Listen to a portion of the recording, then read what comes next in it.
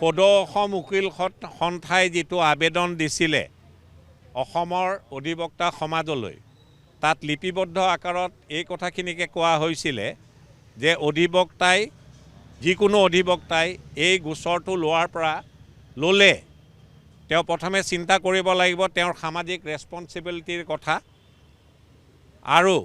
তেওঁৰ যি professional responsibility সেইটো মুখ্য নহ'ব, সেইটো গৌণ হৈ ৰ'ব বুলি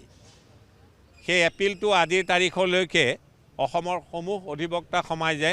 সন্মান জনাই আহিছে। আজি যদি কোনোবা অধিবক্তাই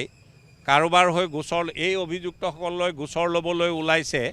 তাত সদৌ অসম উকিল সন্থাৰ কৰণীয় একো নাই, কাৰণ সদৌ অসম উকিল সন্থাই যি আবেদন জনাইছিলে পুনৰবাৰ দোহাৰিলোঁ, তাত কোৱা হৈছিলে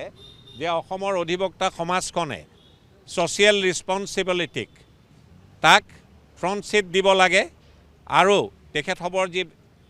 প্ৰফেশ্যনেল ৰেছপন্সিবিলিটি তাক বেক ছিট দিব লাগে। ইমানেই, ধন্যবাদ।